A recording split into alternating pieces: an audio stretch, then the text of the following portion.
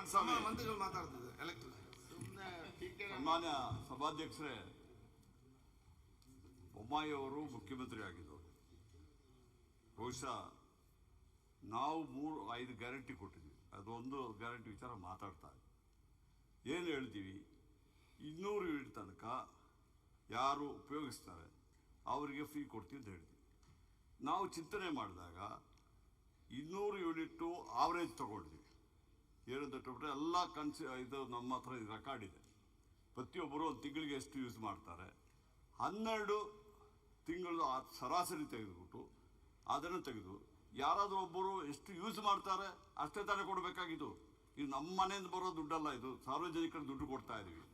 ಅವ್ರಿಗೆ ಎಷ್ಟು ಯೂಸ್ ಮಾಡ್ತಾರೋ ಅದಕ್ಕೊಂದು 10% ಎಕ್ಸ್ಟ್ರಾ ಕೊಡ್ತಾ ಇದ್ದೀವಿ. ಅದು ಸಾಲದೇ ಇಲ್ಲ, ನೀವು 200 ಯೂನಿಟ್ ಮಾಡಲೇಬೇಕು ಅಂತ ಹೇಳ್ಬಿಟ್ರೆ ಏನೋ ಕರೆಂಟ್ ಫ್ರೀ ಬರ್ತದೆ ನಮಗೆ. ಅದಕ್ಕೆ ಅವ್ರಿಗೆ ಏನು ಬೇಕು ಅಂತ ಅಲ್ಲ ಹೇಳು ಮುಂದೆ ನೀವು ಘೋಷಣೆ ಮಾಡುವಾಗ ಯೋಚನೆ ಬರಲಿಲ್ವಾ ನಿಮಗೆ ಮಂತ್ರಿಗಳೇ? ಅವತ್ತೇ 100 ಯೂನಿಟ್ ಕೊಡ್ತೀನಿ ಅಂತ ಘೋಷಣೆ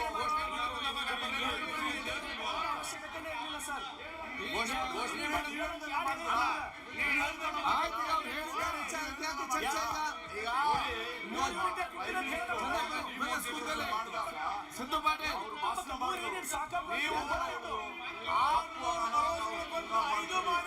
ಬ್ಯಾಂಕಿಂದ ದುಡ್ಡು ತಗೊಂಡ್ಬರ್ತೀವಿ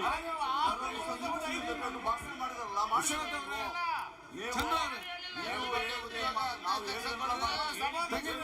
ಹೇಳ್ರಿ. ನಾವು ವಾಪಸ್ ತಗೊಂಡು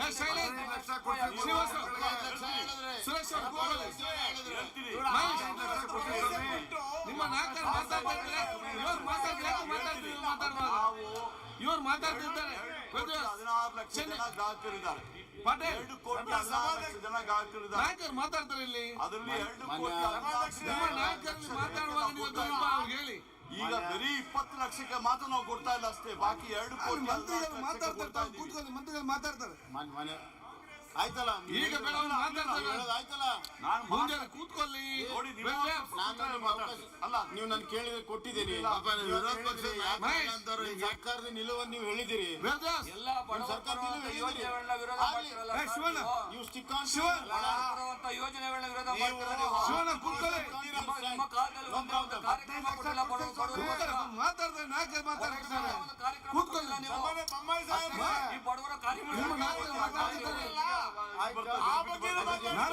ಪ್ರಕಾರ ಇನ್ನೊಂದು ಮಂತ್ರಿ ಮಾತಾಡ್ತಿದ್ದಾರೆ. ಯಾರ ಕಾಲದಲ್ಲಿ ಬೊಮ್ಮಾಯಿ ಅವರೇ ಚೀಫ್ ಮಿನಿಸ್ಟರ್ ತಮ್ಮ ಅಧಿಕಾರದಲ್ಲಿ ರೇಟ್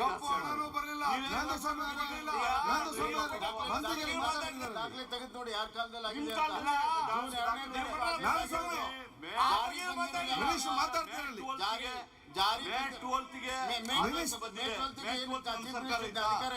ನಮ್ ಸರ್ಕಾರ ಮೇ 12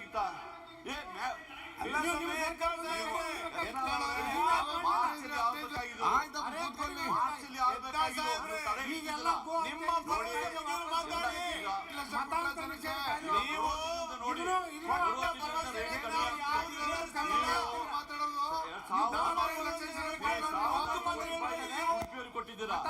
ನಿಷೇಧ ಕಾನೂನು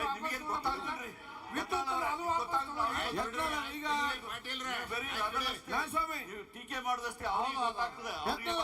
ನಿಮಗೆ ಮಾತಾಡೋದಿಲ್ಲ. ಮುಖ್ಯಮಂತ್ರಿ ಆಗಿದ್ದ ಬೊಮ್ಮಾಯಿ ಅವರಿಗೆ ನಿಮಗೆ ಅರ್ಥ ಆಗ್ತದೆ. ಟೀಕೆ ಮಾಡ್ಕೊಂಡು ಬಂದವರು ಬೇಕು ಚೀಫ್ ಮಿನಿಸ್ಟರ್ ಅಂತ ಹೇಳ್ಬಿಟ್ಟು ನಮ್ಮೇಲೆ ಹಾಕ್ತೀರಾ. ನೀವು ರಬಲ್ ನೀವೇನಾಗೋದಿಲ್ಲ. ಅಪೋಸಿಟ್ ಲೀಡರ್ ಮಾಡಿದ್ರೆ ನೀವಷ್ಟೇ ಕೂಗಾಡಿದ್ರು, ನೀವಷ್ಟೇ ರಬಲ್. ನಿಮ್ಮ ಅಪೋಸಿಟ್ ಲೀಡರ್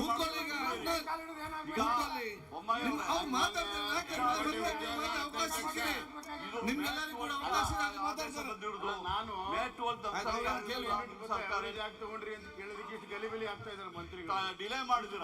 ನೀವು ಇದನ್ನ ಹೇಳಿದ್ರೆ ಹೆಂಗಾಗ್ತದೆ? ಬಿಜೆಪಿ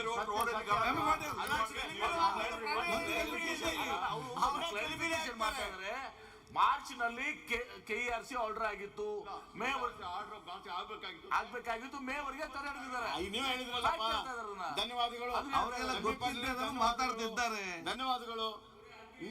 ಎಲ್ಲ 10 ವರ್ಷ ಅಲ್ಲ, ಆಯ್ತು. ಒಂದೇ ನಿಮಿಷ. ಕಪ್ಪು ಹಣ ಒಂದೇ ಬರ್ತಾ ಇದೆ ನಿಮಿಷ. ದೇಶದಿಂದ. ವೆಂಕಟೇಶ್. 15 ಲಕ್ಷ ಬರ್ತಾ ಮಾನ್ಯ ಇದೆ. ಅವ್ರಿಗೆ ಹೇಳಿ ನಿಮ್ಮ ಸದಸ್ಯರಿಗೆ. ನಾನು MP ಪೂರ್ಣ ಪಾಟೀಲ್ ಬಂದಿದೆ, ಧನ್ಯವಾದಗಳು 9 ವರ್ಷ ಸಲ್ಲಿಸ್ತೇನೆ. ಆಯ್ತು. MP ಪಾಟೀಲ್. ಅವರಿಗೆ. ನೋಡಿ ಮಂತ್ರಿಗಳು ನಾರಾಯಣ ಸ್ವಾಮಿ ಜಾರ್ಜ್ ಮಾತಾಡ್ತಾರೆ ನಾರಾಯಣ ಸ್ವಾಮಿ ಅವ್ರೆ, ಕೂತ್ಕೊಳ್ಳಿ. ನೀವ್ ಯಾಕೆ ಮಾತಾಡ್ತೀರಾ? ಅವಕಾಶ ನಾರಾಯಣ ಸ್ವಾಮಿ ಕೊಡ್ಬೇಕು. ಅವರೇ ಮಾನ್ಯ ಸಭಾಧ್ಯಕ್ಷರೇ, ಅಲ್ಲ ಅಧ್ಯಕ್ಷರೇ ನಾನು ತರ್ರಿ, ನೀವು ಜಿಗಿ ಬನ್ನಿರೆ. ಆಮೇಲೆ ಮಾತಾಡೋಣ. ಆಯ್ತು ಮಾತಾಡ್ತಾರೆ ಮತ್ತೆ ನಿಮ್ಗೆ ಅವಕಾಶ ಇದೆ ಮಾತಾಡ್ಲಿಕ್ಕೆ. ನೆಕ್ಸ್ಟ್ ನಿಮ್ಗೆ ಮತ್ತೆ ಮಾತಾಡ್ಲಿಕ್ಕೆ ಅವಕಾಶ ಮಾತಾಡಿ. ಮನಮೋಹನ್ ಸಿಂಗ್ ಪ್ರಧಾನಮಂತ್ರಿ ಇದ್ದಾಗ ಕಾನೂನು ಮಾಡಿದ್ರು. ಆಯ್ತು ಮತ್ತೆ ಮಾತಾಡುವ ಅವಕಾಶ ಇದೆ. ಮಾತಾಡಿ ತಾವೆಲ್ಲರೂ ಮತ್ತೆ ಮಾತಾಡಿ ಎಲ್ಲ ಏನ್ ಬೇಕಾದ್ರು. ಮಾರ್ಚಲ್ಲಿ ಬಂದಿತ್ತು, ಆವಾಗ ನಾವು ಇಂಪ್ಲಿಮೆಂಟ್ ಮಾಡಲಿಲ್ಲ. ಸರ್ಕಾರವೇ ಭರಿಸ್ಬೇಕು ಅಂತ ನಾವು ತೀರ್ಮಾನ ಮಾಡಿದ್ದಾರೆ. ಮುಂದೆ ಮೇ 12ಕ್ಕೆ ಬಂತು. ಮೇ 12ಕ್ಕೆ ಬಂದಾಗ ಚುನಾವಣೆ ವೋಟಿಂಗ್ ಆಗಿತ್ತು, ಕೌಂಟಿಂಗ್ ಇತ್ತು, ಅವಾಗ ನಮ್ಗೆ ಸಂಬಂಧ ಇಲ್ಲ. ಅದಾದಮೇಲೆ ಏನು ಕೇರ್ ಟೇಕರ್ ಗೌರ್ಮೆಂಟ್ಗೆ ಅಧಿಕಾರ ಇದೆಯಾ? ನೀನು ಒಳ್ಳೆ ಸಮಾಚಾರ ನೀವು ಹೇಳ್ಬಿಡಿ, ಅಧಿಕಾರ ಇದೆ ಅಂತ. ಏನ್ರಿ ಏನ್ ದಾರಿ ತಪ್ಪಿಸ್ತು? ಕೇರ್ ಟೇಕರ್ ಗೌರ್ಮೆಂಟ್ಗೆ ನೀವು ಮಾರ್ಚಲ್ಲಿ ದುಡ್ಡು ಇಟ್ಟಿದ್ದೀರಾ? ನೋಡಿ, ಮಾರ್ಚಲ್ಲಿ ಏನೋ ದುಡ್ಡು ನೋಡಿ, ಇಟ್ಟಿದ್ದೀರಾ? ಗವರ್ನರ್ ನೀವು ದುಡ್ಡು ಇಡಲಿಲ್ಲ, ಅಲ್ಲ, ಒಂದ್ ನಿಮಿಷ ಕೇಳಿ. ಆಶ್ವಾಸನೆ ಕೊಡ್ಲಿಲ್ಲ, ಹೇಳ್ತೀನಿ ಕೇಳಿ, ಎಲ್ಲ ಹಾಳು ಮಾಡಿದ. ಹೇಳ್ತೀನಿ ಕೇಳಿ. ಕೇರ್ ಟೇಕರ್ ಗೌರ್ಮೆಂಟ್ ಗವರ್ನರ್ ಏನ್ ಹೇಳ್ತಾರೆ, ಯಾವುದೇ ಇಂಪಾರ್ಟೆಂಟ್ ಪಾಲಿಸಿ ಯಾವುದೇ ಮ್ಯಾಟರ್ ಅಲ್ಲಿ ನೀವು ತೀರ್ಮಾನ ಮಾಡಬಾರ್ದು ಅಂತ ಹೇಳ್ತಾರೆ. ಅದೇ ಕೇರ್ ಟೇಕರ್ ಗೌರ್ಮೆಂಟ್ ಮಾಡಬೇಕು. ಆಗ ನಿಮ್ ಸರ್ಕಾರ ಇತ್ತಲ್ಲ, ಇನ್ನು ಅರ್ಥ ಮಾರ್ಚ್ ಇದೆ, ಇವ್ರು 12 ನಿಮ್ ಸರ್ಕಾರನೇ ಇದ್ದಿದ್ದು. ಕೆಲಸ ಮಾಡ್ತಾ ಇದ್ದಾರೆ. ಬೊಮ್ಮಾಯಿ ಅವರೇ, ಮಾರ್ಚ್ 12 ನಿಮ್ ಮಾರ್ಚ್ ಸರ್ಕಾರನೇ ಅಲ್ಲಿ ಇದ್ದಿದ್ದು. ಫೈಲ್ ತೆಗೆದು ನೀವು delay ನೋಡಿ. ಮಾಡೋದಕ್ಕೆ ಮೇ 12 ಬಂದಿದೆ. ಮಾರ್ಚ್ ಅಲ್ಲಿ ನಾನು ಏನ್ ಬರ್ದಿದ್ದೇನೆ ನೋಡಿ, ಇದು ಜನರ ಮೇಲೆ ಹಾಕ್ಬಾರ್ದು, ಸರ್ಕಾರ ಭರಿಸ್ಬೇಕು ಅಂತ ಬರ್ದಿದ್ದೇನೆ ನೋಡಿ. ಇಲ್ಲ. ಫೈಲಲ್ಲಿ ನೋಡಿ, ಫೈಲಲ್ಲಿ ನೋಡಿ, ಫೈಲಲ್ಲಿ ನೋಡಿ, ಆಮೇಲೆ ನನಗೆ ಹೇಳಿ. ನಾಳೆ ಫೈಲ್ ಪೇಜ್ ತೆಗೆದು ನೋಡಿ, ಆಮೇಲೆ ಹೇಳಿ. ನಾಳೆ ಪೇಜ್ ಅಡಿಬಡಿ.